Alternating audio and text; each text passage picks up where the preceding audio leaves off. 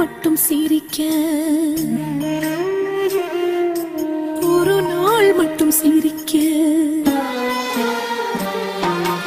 ஒரு நாள் மட்டும் சிரிக்க ஏன் படைத்தான் அந்த இறைவன் என்று கேட்டது பூக்களின் இதயம். மறுநாள் அந்த செடியில் அந்த மலர் வாடிய பொழுதில் பட்டு கிடந்ததே இறைவனின் மனமும்.